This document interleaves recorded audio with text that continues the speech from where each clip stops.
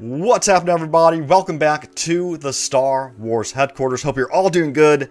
And we are back again with some huge news because DICE just revealed their very first community transmission for 2020, which reveals that yes, Scarif is indeed returning to Star Wars Battlefront 2. And of course, naturally, I had to put up some classic Battlefront 2015 gameplay of Scarif. And if you're like me, you've been waiting for Scarif's return for a long time now. So this is huge news, and hit that like button if you are as excited as I am for Scarif's return to Battlefront 2. I cannot wait for this.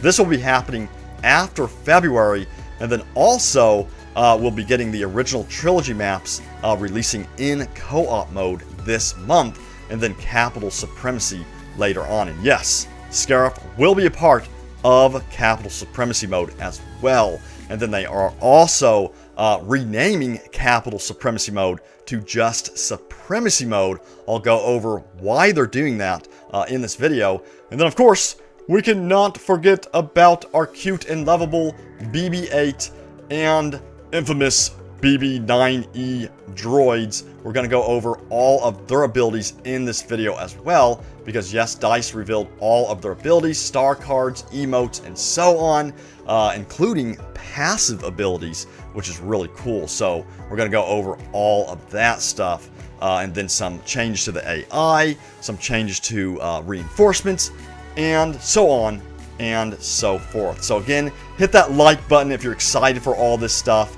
And let's start off with the community transmission here. I'm going to read off this part right here, which goes over Scarif coming to Battlefront 2 and details on why Capital Supremacy is being renamed to Supremacy mode. So it says, as January comes to a close, our attention turns to February, and with it, the confirmation that we will return to the original trilogy and the Age of Rebellion. This includes bringing specific planets to both co-op first in February, and then after February, original trilogy planets will come to Supremacy. Now it goes on to say this, it says, with the arrival of the original trilogy, we will make a name change. Capital Supremacy will simply be known as Supremacy. We're renaming this game mode to encompass all eras, as the upcoming original trilogy variant will be fought exclusively on the ground, end quote. So this is really interesting, and I'm kind of glad to see that they're doing this. And they go on to expand on this and said, during development, we looked at the experiences that both the Death Star 2 and Scarif would offer, deciding that the Age of Rebellion would be focused on ground-based combat, which is a better fit for some of the more iconic locations we have available. It's hard to imagine leaving the Death Star to go to a capital ship, let alone having to deal with the shield that surrounds Scarif, but don't worry, it's still the same great Supremacy experience, just focused on ground-based gameplay. So, let me know, what do you all think about this? I think it's a good thing they're doing this. My guess is also it will let them release this content a lot sooner to Capital Supremacy mode.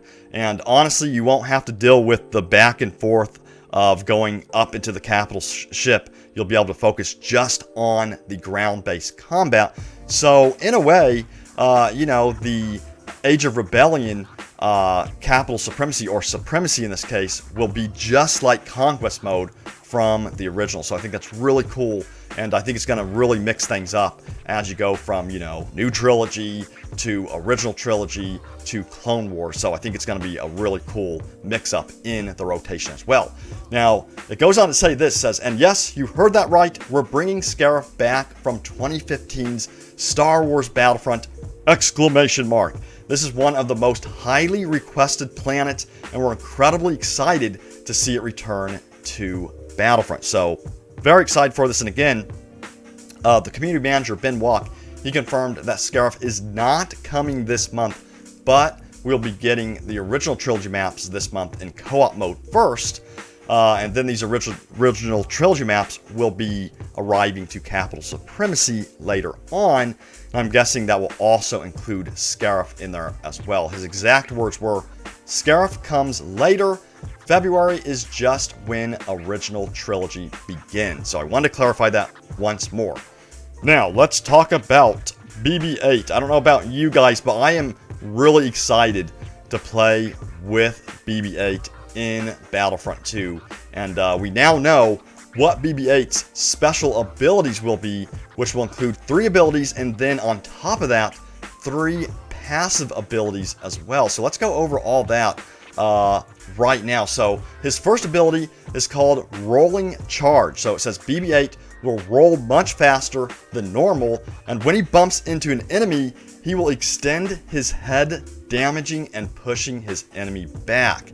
And then he also has the Shock Prod ability, which deals electrical damage to enemies over time, and then Resistance Backing ability, which reveals enemies on radar and disrupts their radar as well. Not only this, but Resistance Backing will also make enemies take more damage on top of this. So it's sounding like BB-8 is going to be super powerful, and I'm really curious to see how he plays out in the game. Now, with his passive abilities, it says the following. It says BB-8 will have 3 passive abilities, which means they'll always be present and won't require input in order to activate. Simply meet the requirements and the passive abilities will be carried out. Now, the first ability is called Technical Support. It says BB-8 will count as 2 units when capturing a command post, and activating an objective device is much faster, so that's pretty cool. Now, he also has a passive ability called Swift Reaction. It says BB-8 increases the cooldown speed of nearby friendly characters' abilities. And then finally, Health on Kill, which is pretty obvious, as upon defeating an opponent, BB-8 will receive some health back. And I also want to mention this, BB-8 is also much faster than most units out there. He can dodge, jump, move much faster. And then also, he gets a flashlight for those dark, scary places that he will come across. So, what do you all think about this? What do you think about his abilities? Let me know. The only one that I'm worried about is Shock Prod. I'm worried that that's going to be a little bit of a nuisance. It's not surprising that he has some sort of ability like this. We'll see if it becomes a pain to deal with, but overall, I'm really excited to play with BB-8, and that they are, taking a risk by introducing a new type of hero to the game with droid heroes. Now, we cannot forget about BB-8's rival, Bb-9E. So let's go over Bb-9E's abilities right now, starting off with this ability here, which is called Smokescreen. So it says upon activation, dense smoke will be emitted from Bb-9E through the grids on his body, revealing enemies around him for the duration of the active time. And then there's the Charge Up ability, which emits a pulse that places his Shock Prod and all nearby friendly blasters into Super Success mode, and this will cause friendly units to no longer generate heat on their blasters, and will also reduce their ability recharge time as well. And then finally, he's got the Shock Spin ability, where Bb-9E will basically spin and release an electric pulse that pushes and damages enemies that are nearby, and then any enemies that are further away will have their blasters overheated. So, who do you think is going to be more powerful, Bb-9E or BB-8 with their main abilities? Now, Bb-9E also shares the 2 passive abilities that BB-8 had, which were Technical Support and Health on Kill, but there is a difference. So he has the Back to Support passive ability, where Bb-9E will periodically regenerate the main health of friendly characters around him. So there's a little bit of a difference there, if I'm not mistaken. So again, who do you think is going to be more powerful, Bb-9E or BB-8? For me personally, BB-8 is going to be my favorite, hands down. I love BB-8, so I'm really excited to play with BB-8. And let's talk more about BB-8 because they also revealed star cards for both BB-8 and BB-9E. And we're going to start off with the Self-Repairs star card, which will basically, it says BB-8's maximum health regeneration is increased. He also has the Spared Battery star card. It says every trooper defeated or 200 damage to villains increases shock prod damage. He's also got the Shielded Roll star card. It says BB-8 takes less damage while using Rolling Charge. He's got Head First, where BB-8 deals more damage when hitting an enemy with Rolling Charge.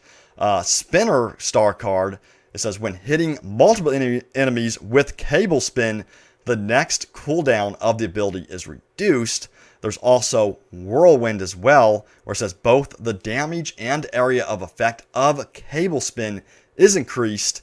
And then there's the Uncover star card, where enemies revealed by resistance backing will take extra damage from attacks.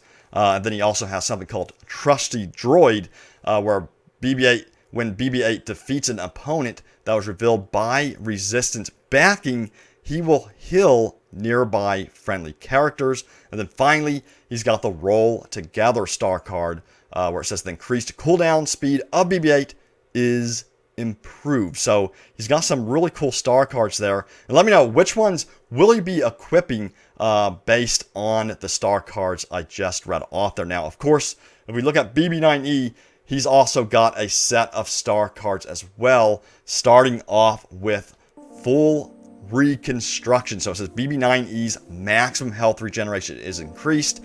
He's also got Linked Systems. Every 200 health healed to friendly characters reduces the Shock Prod Stun cooldown. He also has Hardy Exhaust. It says the radius of Smokescreen is increased with that. He also has something called I See You. Enemies revealed by Smokescreen will be revealed for longer with that. And then he's got something called Faster. If Shock Spin hits enough targets, its damage will be doubled for the remaining time. He also has something called Spin Me Round, where enemies hit by Shock Spin will be pushed further away, but its cooldown will be increased as well. Then Swift Power star card, the cooldown of Charge Up is reduced with this. And then Supercharged star card, the radius of Charge Up is increased. And then finally, Potent Bacta. The radius of Bacta support is bigger, but the cooldown between hills is also increased. So a lot of stuff to consider there when equipping star cards for BB-9E as well. And then we cannot forget about their emotes and victory poses. So let's start off with their emotes. So it says BB-8's emotes include Excited, Thumbs Up, Twist, and Angry Beeps. Those all sound awesome, especially the Thumbs Up one. I think the Thumbs Up one, obviously is going to be the most requested emote out of all of these. And then BB-9E has Suspicious, Alarm, Backfire, and then Spiral as his emotes. Now, with their victory poses, BB-8 has Sighted, Thumbs Up, Wired, Parade, and then Cables Out. And then BB-9E has the same thing, Suspicious, Alarm, Backfire, and Spiral. So really cool to see that they put all of those emotes and victory poses in there. And again, I think Thumbs Up is definitely the standout one there. I cannot wait to use the Thumbs Up victory pose and emotes. I'm going to be spamming that all the time, especially at the beginning of matches. Now, let's talk more about new Trilogy, Supremacy, and Instant Action maps. This stuff will be coming in the February 3rd update alongside BB-8 and BB-9E. So that's going to be the exact release date if I have not said that already. So let's start off with the map. So we're getting Agent Kloss, Jakku, and Takodana, of course. They will all be arriving to Supremacy and Instant Action on February 3rd again. And then, as you probably already know by now, the Supremacy versions of these maps will include the new capital ships MC-85 Star Cruiser and Resurgent class Star Destroyer. And then there's also going to be some new matchmaking options in the menus on top of all of this. So you'll have the ability, to choose between the Age of Republic and the Age of Resistance when matchmaking in Supremacy mode. And then, of course, when they release the original Trilogy content stuff to Supremacy mode and so on, you'll be able to choose, the Age of Rebellion in there as well. So that's really cool to see that they're adding these matchmaking options to Capital Supremacy like this. This has been a huge feature that we've all been requesting. So they're doing a good job not only adding new features, but also adding stuff in there to supplement them as well. So that's really cool to see. Now, on top of that, we're getting new hero emotes for Finn, which is thumbs up. And then Kylo Ren's getting the showdown emote. And then these will both be unlockable via milestones as well. Now, there's also a lot of other improvements in this update as well, including AI improvements. So AI will be able to play as droidicas in the modes with AI, so it's going to be really interesting to see. They've also made some changes to the hit marker as well. So they said they created a unique hit marker from the attacker's point of view for explosive and melee damage, and this will allow you to more clearly see if you are dealing splash damage or if you are hitting your target directly. In this case, where you hit a target with an explosive bullet, you will see both the normal hit indicator plus the new explosive damage hit indicator as well. And then the Flame Troopers getting an update to their UI. So it says, it is difficult to know the range of the Flame Trooper's flamethrower. We are alleviating this by adding a UI element that shows the flamethrower range briefly when you start firing it. So that's going to be really, really useful as well. And then they also made a change to the gunner spool up functionality. Now this applies to the new resistance gunner as well. So it says for the new resistance gunner, they implemented spool up functionality for the Ovician gunner's weapon. Hold zoom to spool up the weapon, ensuring that it is ready to fire immediately when you find a target. This has also been applied to the Heavy's Sentry ability as well. And it says the passive timer in Sentry has been removed, ensuring that you have more control over the number of shots you can fire. While fully spooled up, you will drain a small amount of time from the ability's total, but this drain will only deplete up to 80% of your total available time. So that's pretty cool to see that they're applying that to the new resistance gunner, the reinforcement, as well as the Heavy's Sentry ability too. So that's pretty cool to see that. Now, that was a lot of stuff to go over, and I just realized this video is super long. I apologize about that, but I wanted to go over all of those details, and I'm going to go over more details in an upcoming video about some of the hero changes you can expect. But this is definitely one of the longer videos that I produced. There's so much stuff to go over in this video for sure. And if you enjoyed the video, hit that like button. I hope you enjoyed it. I'll be back with more news right here at the Star Wars headquarters. Really looking forward to all of this stuff coming up to Battlefront 2. And they've really started off really good for 2020 with this community transmission. This is a great start to 2020. So I don't know about you, but again, very excited about this stuff. So I will see you all next time, and may the Force be with you always.